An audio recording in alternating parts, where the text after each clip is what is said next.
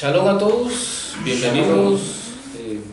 La verdad es que es una bendición que estemos de nuevo aquí para estudiar la Torá, como es habitual en cada servicio de Shabbat que tenemos. Así como nos alimentamos físicamente, también tenemos que alimentarnos espiritualmente. El alimento espiritual todos sabemos que es el estudio de la Torá, y no solamente estudiarlo, sino también es aplicarlo. Eso es lo que dicen los Sheliahim, los discípulos de nuestro Rebbe Hakadosh Yeshua HaMashiach, y por eso estamos acá, amados. Les doy la cordial bienvenida a cada uno de ustedes. Por ahí siguen llegando más hermanos, discípulos, estudiantes y practicantes de Torá, y también les damos la cordial bienvenida a todos aquellos que nos siguen en las diferentes plataformas que tenemos en internet, especialmente en YouTube, en nuestro canal. Que sean todos bienvenidos y que aprovechen este estudio. Les recuerdo que traemos una secuencia en el estudio que estamos realizando todos los servicios de Shabbat, y esta es la cuarta presentación sobre nuestro estudio. Estamos ya próximos a finalizarlo, lo vamos a hacer en 5 sesiones. Entonces vamos a trabajar la quinta sesión del estudio, los secretos de la redención. Por eso es que regresamos a la porción que es la base de este estudio, que está en el libro de Éxodo, que en hebreo es Shemot, capítulo 6, y vamos a ir al versículo 13 en esta oportunidad. Todo el capítulo 6 es la base de nuestro estudio, los secretos de la redención, pero hoy vamos a tomar solo el versículo 13, ya que nos va a servir a nosotros para poder derivar la enseñanza que vamos a tratar el día de hoy. Hoy vamos a platicar sobre los elegidos, sobre los escogidos. Yahweh, siempre que va a ejecutar su plan de redención, va a elegir a alguien para poder realizar la promesa que ha hecho con Israel. Quiero que quede claro algo importante dentro de nosotros, amados. Yahweh es nuestro Redentor. Amén. ¿Sí? Yahweh es nuestro Redentor. Y Él, para ejecutar su plan, siempre va a escoger, va a elegir a alguien que tenga un nivel espiritual pues superior, en el sentido que tenga la madurez, que tenga el equilibrio, que tenga la capacidad de poder transmitir y poder llevar a cabo el plan que el Eterno ha elegido para el pueblo de Israel. Leemos entonces el libro de Shemot, capítulo 6, versículo 13, y dice así: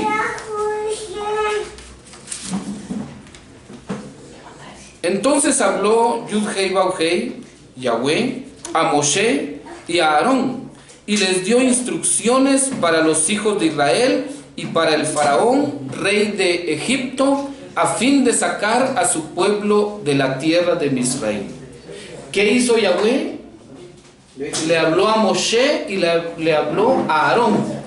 ¿Qué hizo? Les dio mandamientos, les dio instrucción, ¿verdad? Entonces, aquí tenemos esta parte, amados.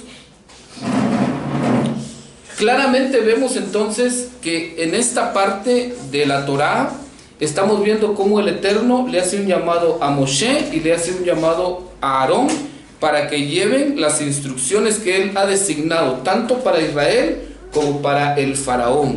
Entonces Moshe y Aarón, amados, con un espíritu de siervos del Eterno, fueron como el Eterno lo indicó. Diciendo eso, entonces quiero que veamos algo importante. Por ejemplo, el pueblo de Israel, en esa porción que estamos leyendo como base para nuestro estudio, obtuvo su libertad gracias al amor y al pacto que Yahweh había hecho con nuestros patriarcas. Yahweh hizo un pacto con Abraham, con Isaac y Jacob, de darle la tierra prometida a su descendencia, ¿sí? Y entonces, por el cumplimiento de ese pacto y por el amor que el Eterno le tiene al pueblo de Israel, a su creación, entonces sacó al pueblo de Israel de Egipto. Esto quiere decir que el pueblo de Israel obtuvo su libertad gracias al amor y el pacto que el Eterno había hecho. Nosotros, como israelitas, somos tan amados, somos tan importantes para el Creador. Tanto así que el rey David, el salmista, dijo que nosotros somos como la niña de sus ojos. Y todos sabemos que la niña de nuestros ojos es tan importante para nosotros que siempre lo andamos cuidando, ¿verdad ustedes? Porque es con lo que vemos nosotros. Entonces, amados, tenemos que tener bien en claro esta parte. ¿Quiénes somos para el Eterno? ¿Quién es el Eterno para nosotros? ¿Y qué es lo que a nosotros nos da libertad? La libertad que el Eterno nos da a nosotros es producto de su amor y producto de un pacto que Él hizo con la humanidad. Ese pacto lo realizó con nuestros patriarcas. Diciendo eso, entonces, aquí vemos claramente: el Eterno, siempre que va a redimir al pueblo de Israel, que va a redimir a la humanidad y a la tierra, va a elegir a alguien para ejecutar su plan. Y en este caso, ¿a quién ejecutó? A Moshe y a Aarón, ¿verdad? Entonces, a Moshe y a Aarón lo vamos a ubicar dentro del pacto y el amor de Yahweh. En este caso, Moshe representa el pacto de Yahweh y Aarón representa el amor de Yahweh. ¿Sí? Todos hemos aprendido y hemos conocido que Moshe recibió la Torá allá en el monte Sinaí. ¿Sí? El Eterno eligió a Moshe, Moshe subió al Har Sinaí y recibió los mandamientos del Eterno para el pueblo de Israel. Entonces, Moshe no solamente representa el pacto de Yahweh, sino que también representa la Torá de Yahweh, representa los mandamientos de Yahweh. Ahora, ¿por qué el Eterno le dio la Torá al pueblo de Israel? Porque lo amaba. Nosotros leímos durante esta semana que el Eterno que Yahweh llamó a Moshe. ¿Y qué le dijo? Este mensaje le dirás al pueblo de Israel: que obedezcan mis mandamientos y hagan lo que yo les estoy mandando, y entonces serán una nación Kadosh, serán un pueblo escogido, un pueblo de real sacerdocio, serán mi pueblo. ¿Qué tenía que hacer el pueblo de Israel? Los mandamientos del Eterno. Entonces dice que Moshe vino, llevó el mensaje de Yahweh al pueblo, y dice que los ancianos y todo el pueblo de Israel dijeron: todo lo que Yahweh ha dicho, eso haremos. Amén. ¿Sí? Entonces, ¿qué vemos aquí? ¿Por qué le dio el Eterno al pueblo de Israel su Torá? Porque lo amaba. Cuando Israel dijo: todo lo que Yahweh ha dicho, eso vamos a hacer, dicen los sabios que esto se asemeja a la novia aceptando al novio como su esposo. Se asemeja a un acto matrimonial, a una boda. Se asemeja a un matrimonio entre Yahweh e Israel. Entonces, cuando alguien decide casarse y contraer matrimonio con otra persona, lo hace porque lo ama. Entonces, ¿qué estamos viendo acá? Estamos viendo la Torá del Eterno, que es su pacto, y estamos viendo el amor del Eterno al decirle: seamos uno solo. Y aquí tenemos entonces a Moshe y a Aarón. Moshe representa la Torá, representa el pacto del Eterno. Aarón representa la misericordia del Eterno y el amor del Eterno. Porque ¿a quién eligió el Eterno para que entrara al lugar santísimo? A redimir y a expiar los pecados del pueblo. A Aarón. ¿Y qué estaba haciendo Aarón al arriesgar su vida dentro del templo en dirección al pueblo? Estaba demostrando su amor por el pueblo. No cualquiera entraba al templo al lugar santísimo. ¿Saben por qué? Porque dicen los sabios que cuando la persona que entraba al lugar santísimo no estaba tan pura, ya no salía, moría adentro. Entonces imagínense a Aarón. Aarón estaba arriesgando su vida por el pueblo. ¿Eso qué representa? Amor, ustedes. Entonces, que quede claro, aquí está el pacto y el amor del Eterno, la misericordia de Él. Está la Torá y está el amor del Eterno. Ahora, quiero que leamos algo bien importante. ¿Listos? Pues, ¿qué le dio el Eterno a Moshe, a Aarón y al pueblo de Israel? Le dio los mandamientos. ¿Cuántos mandamientos le dio? 10 mandamientos. Posteriormente, en la historia de nuestros hermanos y de nuestro pueblo se codificó en 613, pero principalmente son 10 mandamientos. Entonces se los dio a Moshe y a Aarón y al pueblo de Israel. Ahora, veamos cómo vivía Moshe y Aarón. Quiero que leamos el Salmo 133. El salmista le dedica este salmo a Moshe y a Aarón. Y vamos a ver qué es lo que dice el salmista.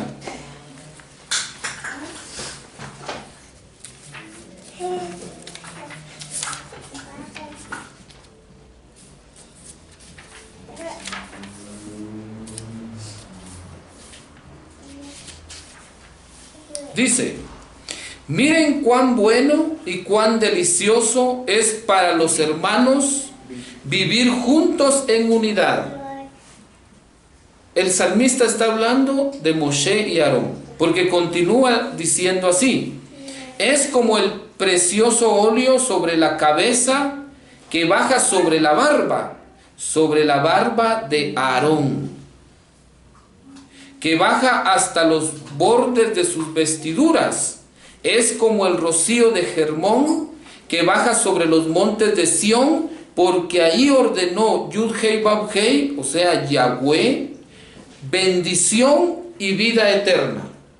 En hebreo es Berajá y Haim ad Olam. La bendición, o sea, su bendición, y la vida eterna por siempre. ¿Dónde está la bendición de Yahweh y la vida eterna? Está en la armonía y la unidad de los hermanos. ¿Quiénes son estos hermanos que dice el salmista? Moshe y Aarón. Llevémoslo a otro nivel, ya en un nivel simbólico. ¿Quién es Moshe? La Torá. ¿Y quién es Aarón? El amor. ¿Sí? ¿Dónde está la bendición y la vida eterna que el Yahweh ha dado para la humanidad y para su creación? Está cuando nosotros observamos su Torá con amor. Aleluya. Ese es el secreto, amados. ¿Cómo salió el pueblo de Israel de Egipto? Porque obedeció al Eterno. ¿Y qué? Y amó a su prójimo. Obedeció al Eterno y amó a Yahweh. Tanto así que hubo necesidad de hablarle a Aarón, porque dice que Moshe le habló al pueblo, ¿verdad? ¿Y qué pasó? El pueblo no escuchaba la voz de Moshe, porque Moshe era solamente el mandamiento, pero ¿con qué espíritu?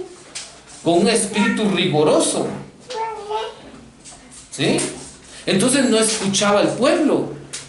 Posteriormente, entonces dice el Eterno, ve con Aarón y habla a Aarón, háblenle a Israel y háblenle a Faraón.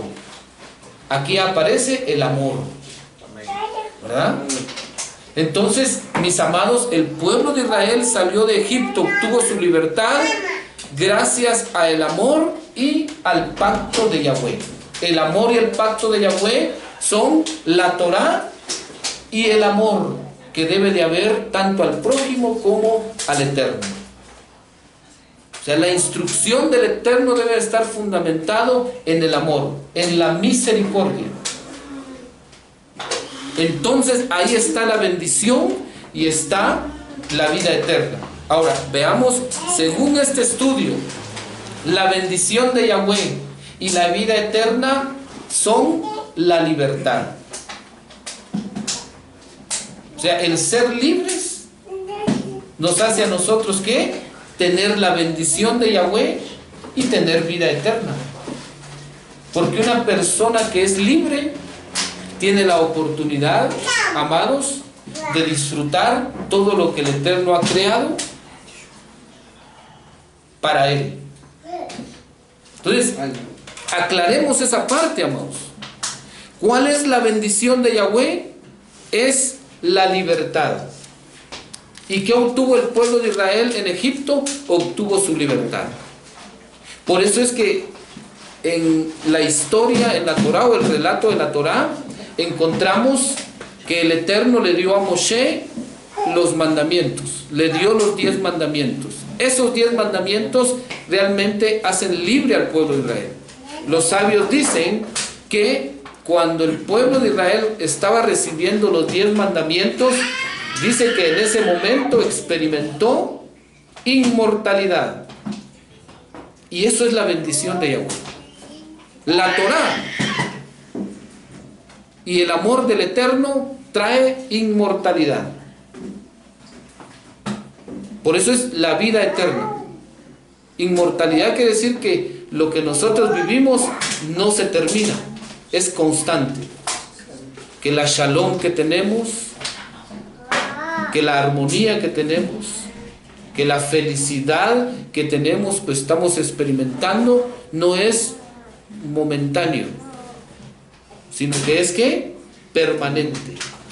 Recuerden que este mundo es el mundo de lo momentáneo, es el mundo de lo inconstante, es el mundo de la separación, donde la gente hoy está feliz y mañana está triste, donde las personas hoy están alegres y mañana están cabizbajos. Entonces, amados, la Torá y el amor del Eterno es lo que hace que nosotros tengamos constancia en lo que estamos experimentando. Entonces, eso es la libertad. Ahora, teniendo en claro esta parte, quiero que conectemos algo que aprendimos en la enseñanza anterior, ¿sí? Y dijimos que el pueblo de Israel era un pueblo libre. Ahí tenía al rey Salomón. Pero con la decadencia espiritual del rey Salomón y el pecado de idolatría, de fornicación y adulterio, espiritualmente el reino fue dividido. Y cuando el reino fue dividido, aparecieron 4 poderes imperiales para poder conquistar a Israel.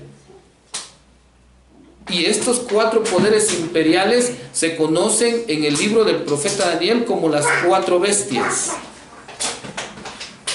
Estas 4 bestias entonces vinieron y nuevamente sometieron en cautividad y esclavitud al pueblo de Israel. Esta vez la esclavitud y el cautiverio fue más fuerte que allá en Egipto, porque ahora sí el pueblo de Israel fue sometido al cautiverio y la esclavitud mentalmente. Y el rey Salomón dice en Proverbios 23:7, tal es su pensamiento en su corazón, tal es él. ¿Qué significa esto? Cuando una persona es esclavo en su mente, ¿cómo va a vivir? Como esclavo. No va a ser libre, no va a tener libertad. Entonces, estos 4 imperios, que son las 4 bestias, los 4 enemigos que sometieron a Israel, son Babilonia, Persia, Grecia y Roma, que es el imperio babilonio, el imperio medo-persa, el imperio griego y el imperio romano. Dice que el imperio babilonio, ¿qué hizo? Cautivó las ideas del pueblo de Israel. ¿Y cómo cautivó las ideas? metiéndoles la religión, el sistema religioso a su cultura, a su forma de vida. Por eso es que Babilonia es la cuna de la religión. ¿Cómo es el culto en Babilonia? Es politeísta. Adoran a muchos dioses. Babilonia fue quien sometió a Israel en su parte más elevada. ¿Cuál es la parte más elevada de Israel? O sea, del ser humano, sus ideas.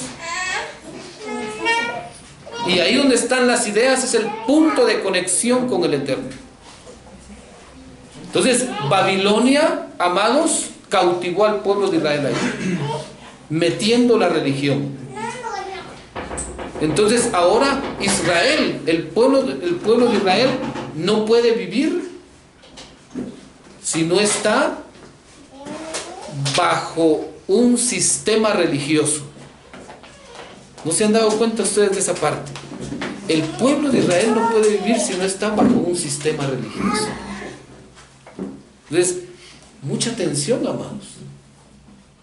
Ahora, posteriormente dijimos que era el imperio medo-persa. El imperio medo-persa, amados, ¿saben qué hizo? Instituyó el amor al dinero dentro del pueblo de Israel, donde las riquezas era el punto básico para el pueblo. ¿Saben por qué? Porque dice que el imperio medo-persa cobraba el impuesto y lo cobraba 10 veces mayor del que estaba instituido en Babilonia. Entonces, ¿ellos qué hacían? Oprimían al pueblo en sus riquezas. Implantaron en la mente de Israel una idea de que si no tenían riquezas, no eran nada ni nadie. Tenían que hacer lo que estuviera en sus manos para poder tener riquezas, donde su estatus social se miraba según las riquezas que poseían. Eso fue lo que hicieron los medos persas, y eso ya lo unieron a la religión, ¿va? Ahí viene esa idea de la prosperidad, de que todo es medido por el nivel económico de la persona, por los bienes materiales que posee. ¿Sí? Entonces, captó la idea de Israel ante la sociedad. Posteriormente viene el imperio griego. Ahora, los griegos, ¿qué hicieron? Filosóficamente ataron los pensamientos de los israelitas, metiéndole filosofía. Y hay algo supremamente importante: lo que metieron fue la política. Los griegos, expertos en política, ¿sí? De ahí nace la idea del Beit-Din, de ese congreso, filosóficamente, política. Y ustedes saben que la política al final es corrupta. Y cuando se une la religión y la idea de riquezas y la política, el ser humano se corrompe totalmente y es esclavo del sistema predominante. Entonces los griegos hicieron todo eso, y la política fue un medio astuto para poder doblegar al pueblo de Israel. Y cuando hablamos de Israel, hablamos de toda la humanidad, no solamente de Israel allá geográficamente y como nación independiente hoy en día, sino que Israel es toda la humanidad. Ahora ustedes analicen y observen, hagan un examen personal y examinen a la sociedad y me cuentan si no estos imperios en realidad tienen tomado al ser humano, tienen esclavizados y en cautiverio al ser humano. Ahora, aquí viene el punto más importante. Y por último, dice que entró el imperio romano. Roma Y el Imperio Romano, amados, ¿saben qué hizo? Cautivó y esclavizó al pueblo con su cultura. Con su cultura. Ya en las culturas se oscurece todo para Israel.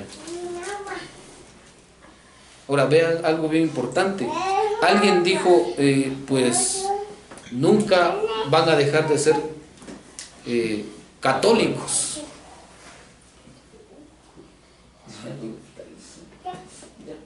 Ahora que tenemos un poco de luz y que hemos estudiado a profundidad, tanto históricamente como en los diferentes niveles de interpretación la Torá, comprendemos por qué esa persona dijo en ese entonces, nunca vamos a dejar de ser católicos. ¿Por qué? Por la cultura. La cultura que heredamos de nuestros padres es de hace 2000 años. Y es una cultura babilonia, medo-persa, griega y romana. Y todo eso entonces tiene preso a Israel, a la humanidad, tanto mentalmente y como físicamente hoy en día. Por eso hay tanta división, amados. El pueblo de Israel está clamando y está pidiendo por su liberación nuevamente. Ya llevamos, después de que caímos en cautiverio, de hace 3000 años atrás, 2500, 3000 años atrás, entonces el pueblo ha estado clamando, ha estado pidiendo al Padre, a Yud-Hei Vau-Hei, que le conceda nuevamente la libertad, lo redima. ¿Y saben qué? El Eterno dejó el secreto ya en su bendita Torá. El problema es que Israel está tan paganizado, está tan enraizado en esta cultura que instituyó esta cuarta bestia, que con la ayuda de Babilonia, de Persia y de Grecia, de verdad que pusieron, ¿qué dice? Hierro sobre Israel. Porque ¿cómo es la bestia? Dice Daniel, de hierro. ¿Acaso no las rejas están hechas de hierro? Era más, esta cuarta bestia, su dominio es más duro. De razón llevamos 2000 años como Israel, como humanidad, luchando para salir. Sin embargo, amados, hay una buena nueva. Vean esta parte. Vamos a leer Daniel 7:25 a manera que podamos continuar con los puntos de esta enseñanza. Recuerden que estamos hablando de los elegidos, los escogidos, los secretos que hay en ellos. Moshe y Aarón fueron los elegidos y escogidos por el Eterno para sacar al pueblo de Israel de Egipto. Sin embargo, es importante saber que el Redentor es Yud-Hei Vau-Hei, nuestro Creador. Pero Él siempre elige y escoge a alguien. Entonces Daniel 7:25 dice, ¿alguien lo tiene ahí? Amén.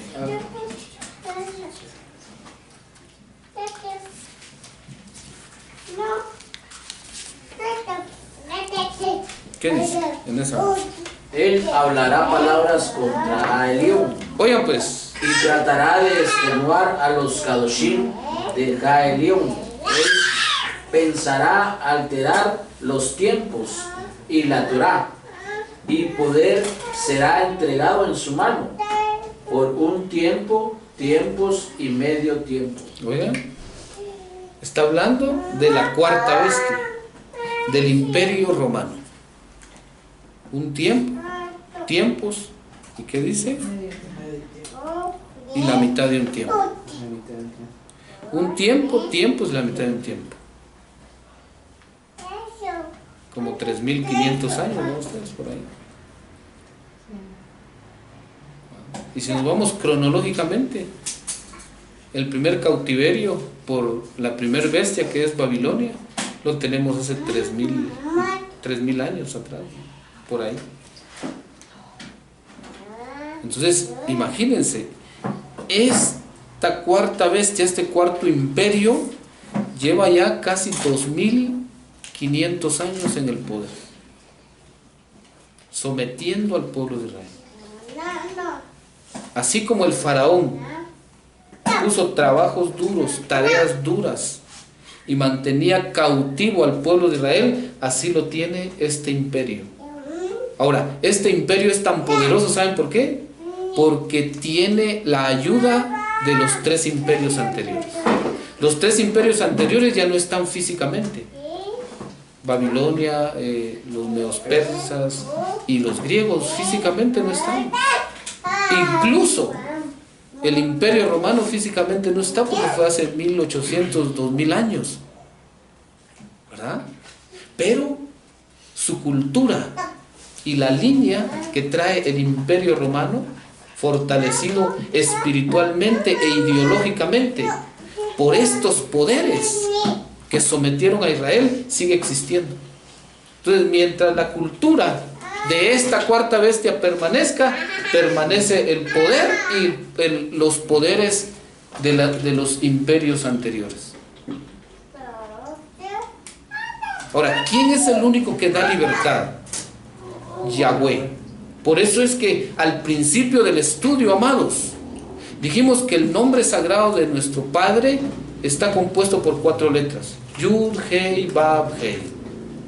Y el proceso de redención, o sea, el proceso para ser libres, dice Éxodo capítulo 6, dice: los sacaré, los salvaré, los redimiré. ¿Y qué dice? Y los tomaré como mi pueblo. 4 expresiones, como 4 letras tiene el nombre sagrado. Los sacaré, los salvaré, los redimiré y los tomaré. Entonces, ¿quién nos va a sacar del sistema religioso? ¿Quién nos va a sacar de la torre de Babel? ¿De Babilonia? Yahweh.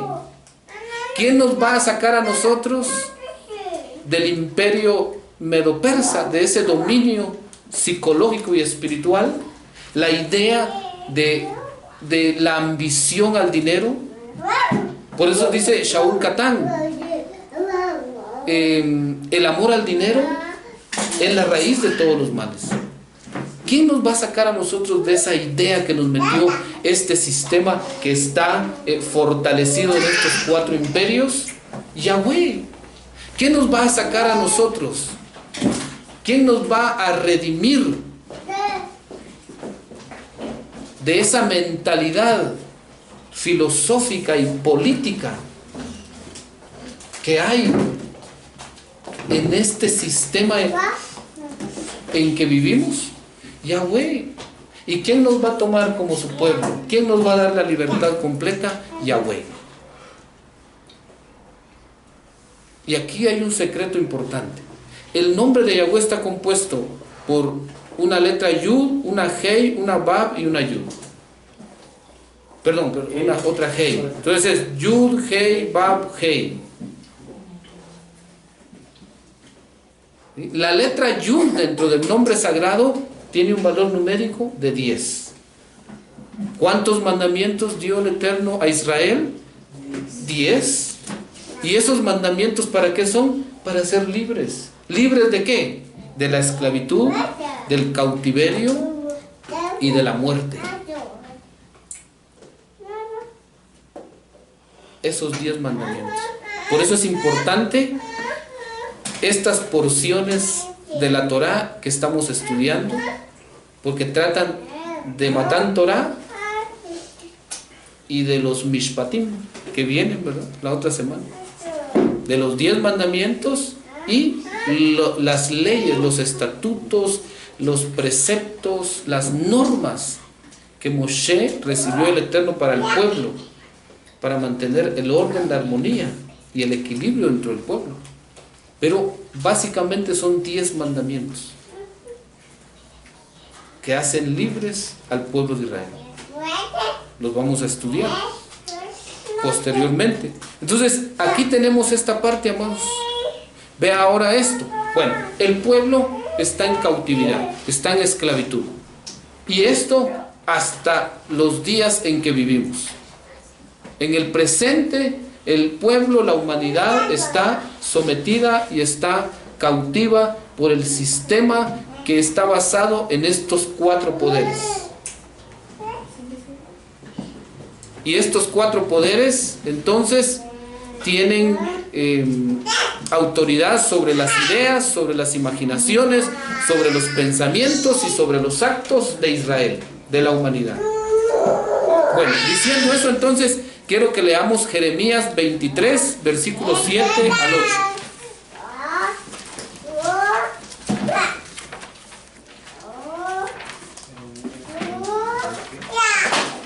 23, 7 y 8.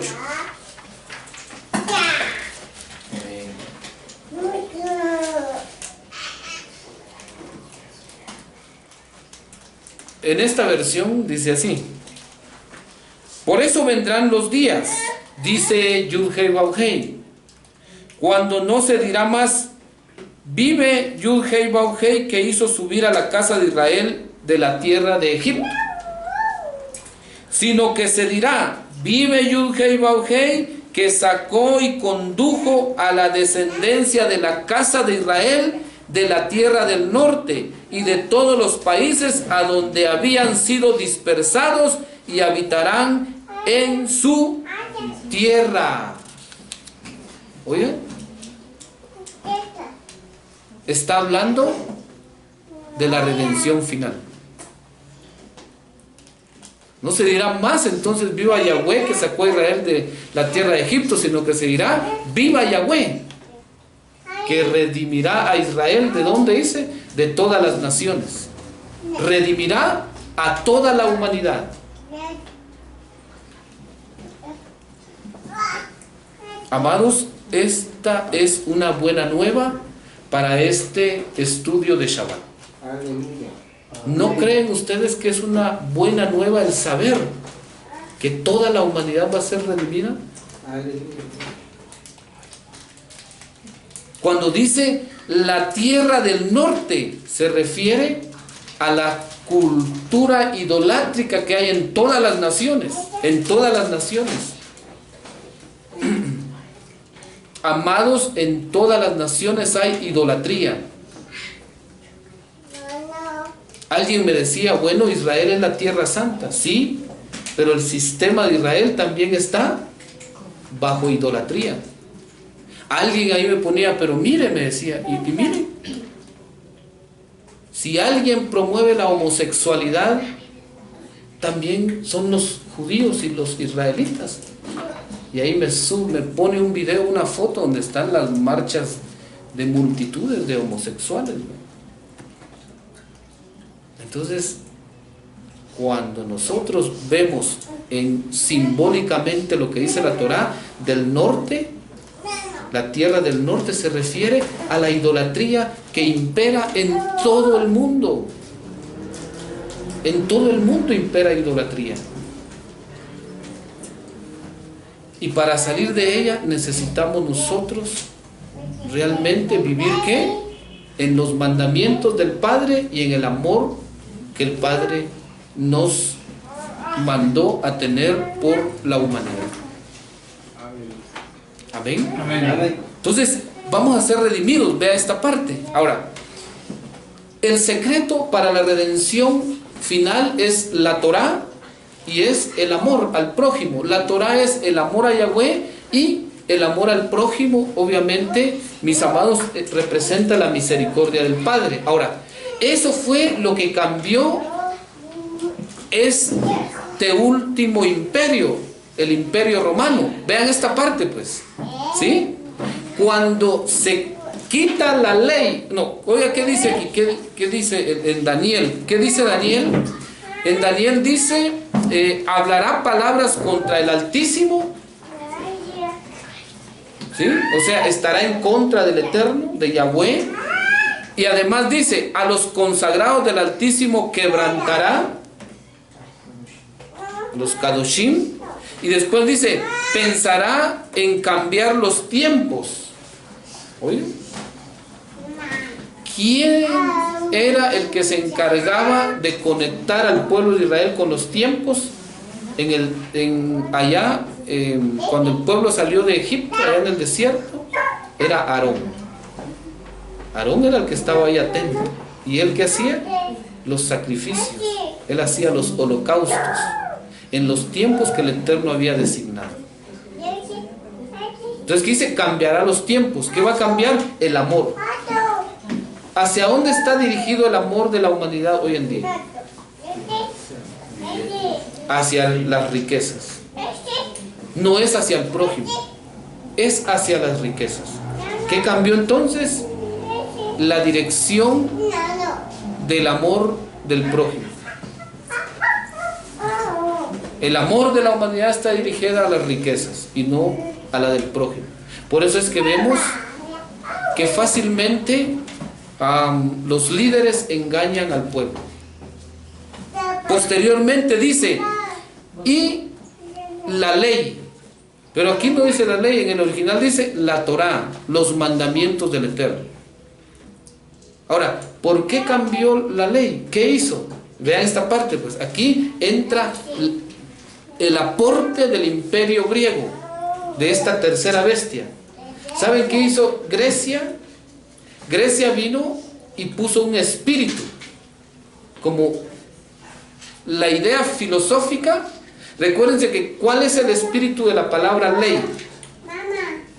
Es de rigor, es de dictadura. ¿Sí?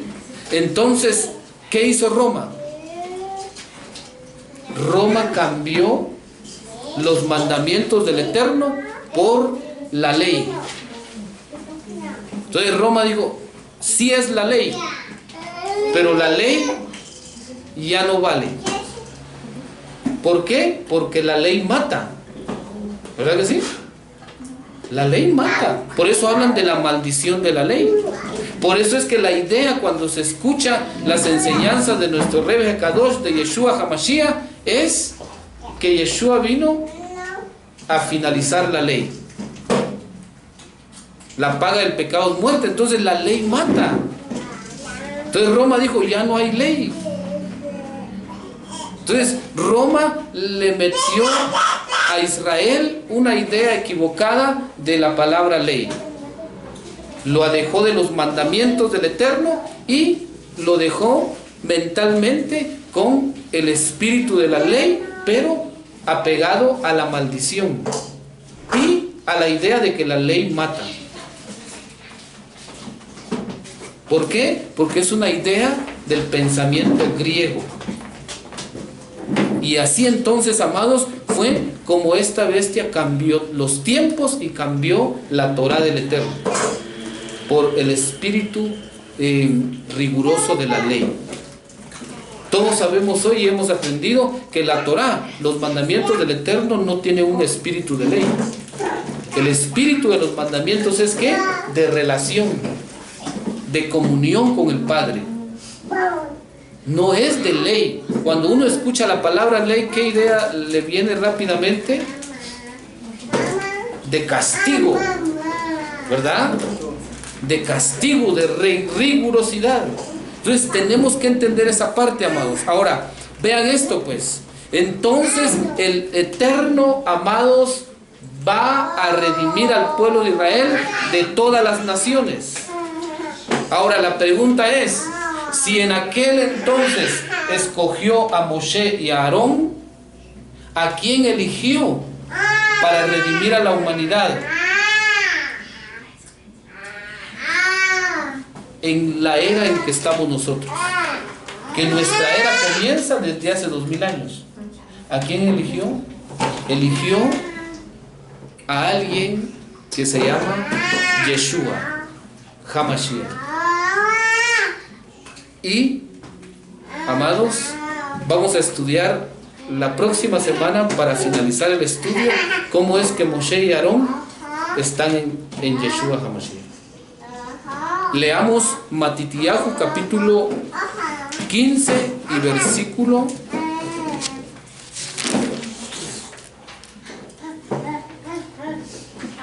24, si no estoy mal.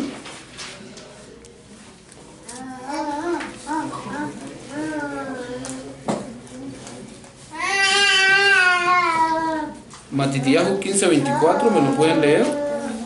Él dijo: yo he sido enviado solo a las ovejas perdidas de la casa de Israel. ¿Quién dijo eso? Nuestro Rebbe Hakadosh, Yeshua HaMashiach. He sido enviado a la oveja perdida de la casa de Israel. Las ovejas perdidas.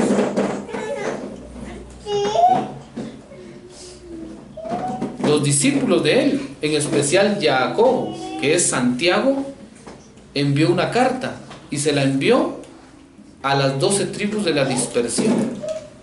O sea que cuando se habla de la oveja perdida no solamente se refiere a 10 tribus, sino que se refiere a todo el reino de Israel.